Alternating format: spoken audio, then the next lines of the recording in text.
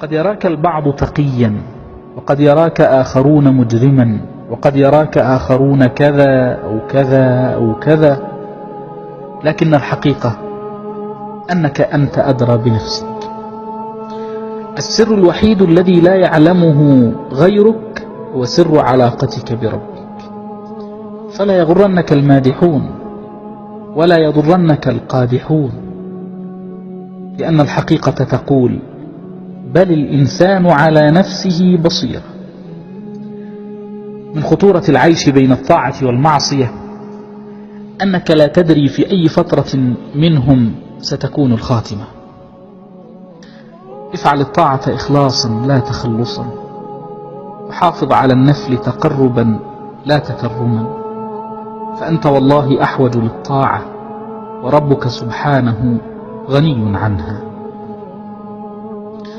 لا تجعل همك هو حب الناس، فالناس قلوبهم متقلبة، قد تحبك اليوم وتكرهك غدا، وليكن همك كيف يحبك رب الناس، فإنه إن أحبك جعل أفئدة الناس تحبك. والحرام يبقى حراما حتى ولو كان الجميع يفعله. لا تتنازل عن مبادئك ودعك منهم، فسوف تحاسب وحدك.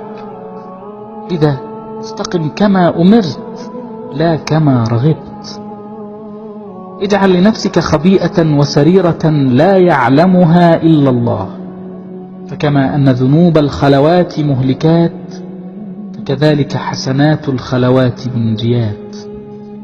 لقد رضي الله عن المؤمنين إذ يبايعونك تحت الشجرة، فلا تشغلك الأماكن الفارهة، فإن أعظم مؤتمرات التاريخ كانت تحت شجرة. اللهم إني فوضت أمري إليك. قال أحد العلماء: إني أدعو الله في حاجة، فإذا أعطاني إياها فرحت مرة، وإذا لم يعطني إياها فرحت عشرات المرات، لأن الأولى اختياري، والثانية اختيار الله علام الغيوب.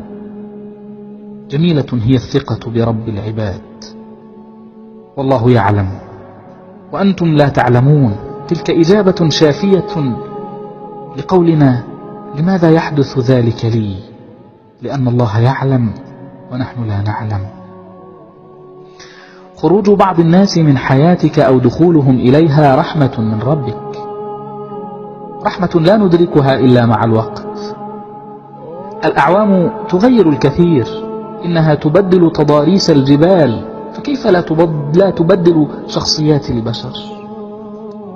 لو علمنا كيف نغرق في الأجر بعد المحن لما تمنينا سرعة الفرج. لم يأخذ منا إلا ليعطينا، فاستقبلوا الأقدار بقولنا وقولكم الحمد لله. كان السلف الصالح يتواصون بثلاث كلمات لو وزنت بالذهب لرجحت به. الأولى: من أصلح ما بينه وبين الله أصلح الله ما بينه وبين الناس. والثانية: من أصلح سريرته أصلح الله علانيته. والثالثة: من اهتم بأمر آخرته كفاه الله أمر دنياه وآخرته. أشد أنواع الخسارة أن تكون الجنة عرضها السماوات والأرض ولا يوجد لك مكان فيها. اغتنم الحياة فهي زادك. غفر الله لي ولكم، وصل اللهم وسلم وبارك على سيدنا محمد.